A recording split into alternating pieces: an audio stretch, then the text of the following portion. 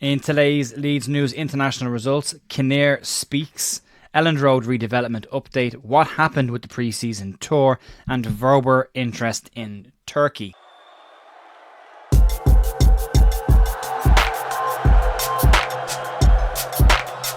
Morning folks, Cher here at The View on Wednesday morning, the 11th of September with your Leeds United news. Hope you're having a good week so far. There's a bit of stuff to get stuck into.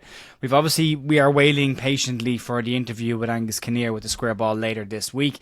But in the meantime, minutes from a meeting that Kinnear held in mid-August with the Leeds United Advisory Board have come out, and there's some interesting bits to get stuck into, and we're going to talk about them in a bit of detail. But we'll start off just boxing off the international results from last night, and then we'll get stuck straight into the main meat of the news. Willie Gnonto played 88 minutes for the Italian under-21s last night against Norway. Played as a number 10, got a lovely assist in that game as well. So, played very well in the 10.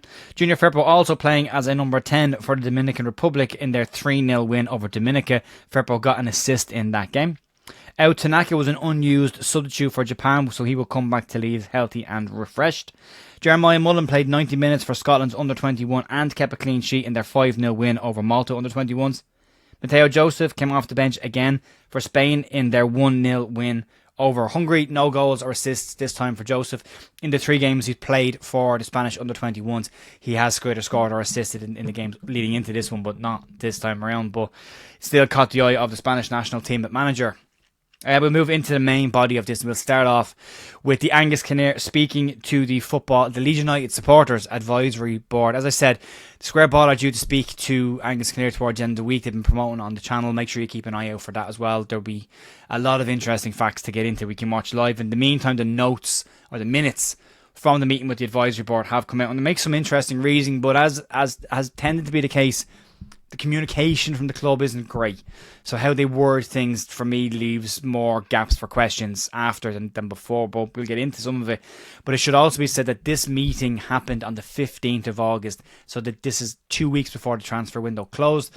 So some of the information said there is based on the time frame, just to be fair and put it in the right light. So we'll start off with this, and release clauses, Jorginho, Rutter and discounts all came up during the conversation, as well as development work on Elland Road and what happened during the pre-season camp tour to Germany as well. In the published minutes, Angus took questions from the fan group, and he talked about release clauses that he, as labelled, left the club powerless to stop certain players from leaving. On Jorginho Rutter, the minutes say the following. Angus Kinnear updates and explains why release clauses are included in certain circumstances. Using Jorginho Rutter as an example, without a relegation clause, Jorginho wouldn't have signed for Leeds in January 2023. On August 15th, Kinnear said that at this stage of the transfer window, Leeds were exactly where they expected to be. Now, at that point of the window, Leeds had already sold Archie Gray, Charlie Creswell, Glenn Kamara, Crescencio Somerville, and Jorginho Rutter had just been agreed to be sold. That the third bid came in for him. So for him to say that they were where they were expected suggests that the sale of Archie Gray was an expectation on the club and not what we were initially told, which was that the club were surprised that was the move that was made, that was the one that they didn't want to do. Kinnear in the notes said the following. Angus Kinnear thanks everyone for attending. The club are where they expect to be at this stage of the transfer window. Archie Gray and Crescencio Somerville's departures were to be expected. The aim is now for more additions before the end of the window and no notable exits. The club did get those additions. 4 players came in, nobody else left. But describing Archie Gray as an expected sale around all the furore that went on when he was sold, the disappointment at losing him, and they wanted a different player to come in to be sold at that point, but no offers came in. Again, there's questions around that. Well, are you speaking out of turn here, or is that the case, or are we rewriting a narrative here? So there are still question marks around that one.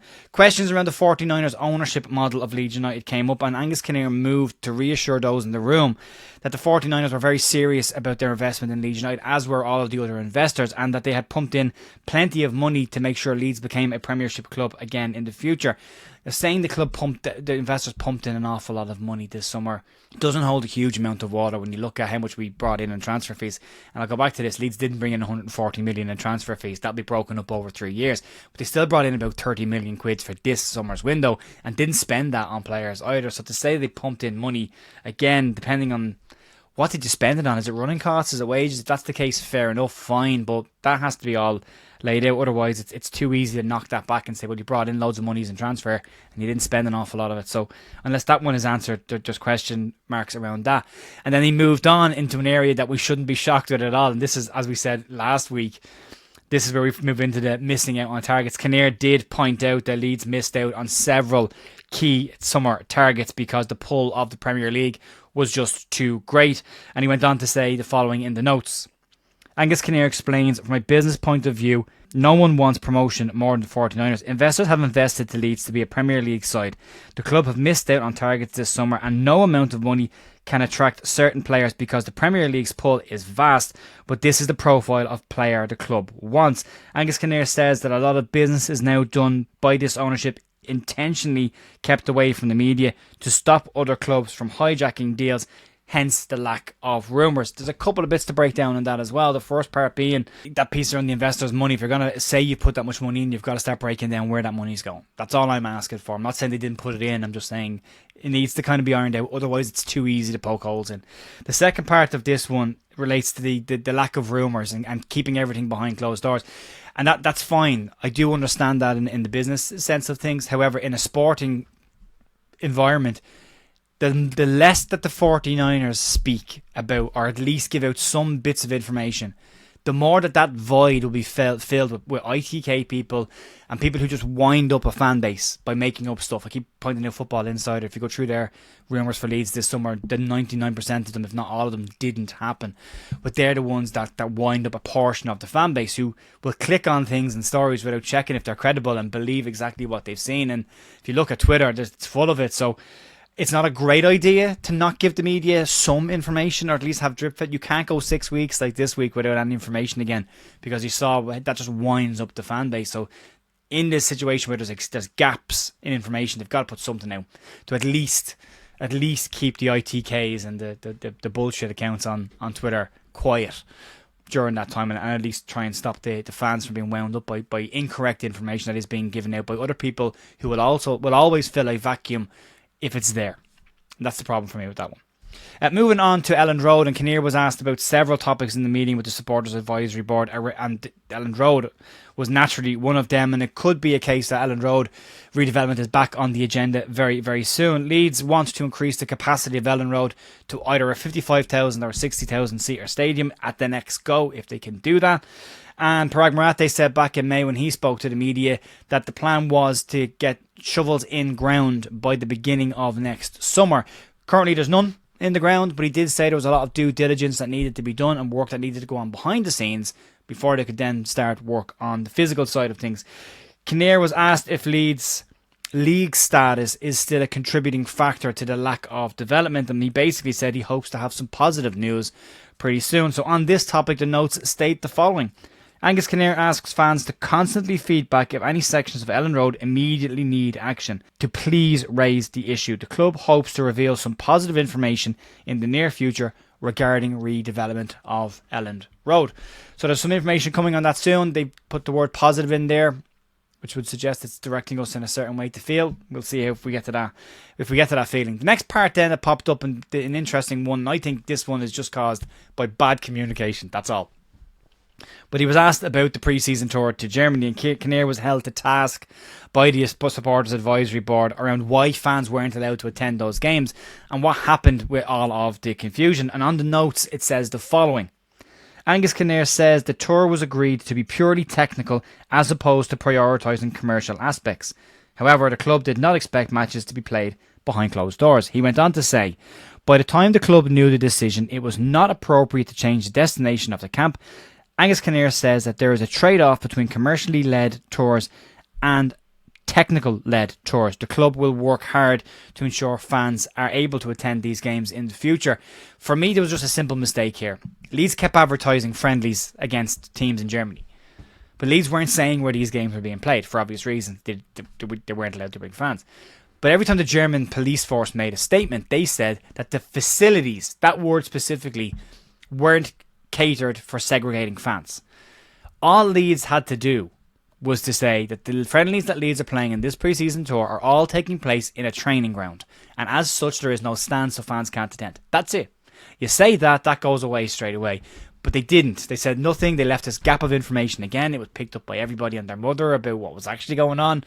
So, again, for me, this is just cleared up with just better communication. No communication is not good communication. I'm not saying they should tell us everything. They really shouldn't. There should be a lot of stuff that's kept private. But some things should probably be said. And said directly. So it bypasses any nonsense. But what do I know? I'm not a professionally trained PR person, but, these guys are. Moving on to the final story of today, and I'm just covering this because it is out there and we don't pick and choose the stories, but it's very much of it looks like very much of a made up story to me, but we'll cover it anyway. And according to Turkish media, that club from over there are interested in signing Leeds United defender Max Verber. The Turkish window closes on Friday, same as the Saudi Arabian window, and reports over in Turkey suggest that Max Verber is a strong target for that club over there, and that they will plan to make a loan with obligation to buy move for the player. It also says in this report that they have also made contacts with Leeds United, and I think this is a non-runner for a couple of reasons. One, it's that club, and as my personal opinion, Leeds should never negotiate anything with that club, ever. And that might put us in a situation where there's a brilliant player that we could possibly sign and we don't, but I prefer if Leeds never dealt with that club in any capacity. If Max Verber goes there, it's a one way of taking an angry fan base and setting it all on fire, which is why I don't think there's any truth in this at all. I don't see Verber going to that part of Turkey. He might go to Turkey or Saudi, but I don't see him going to that particular club, and I will be shocked if Leeds negotiate with that club around anything. Plus, there's the massive factor of it's a loan. Leeds won't do a loan, and Leeds won't be able to bring in a replacement because the window is closed in the UK, so it makes no sense. But it's floating around, so I said I'd cover it, get it out of the way, but for me, it's a non-story.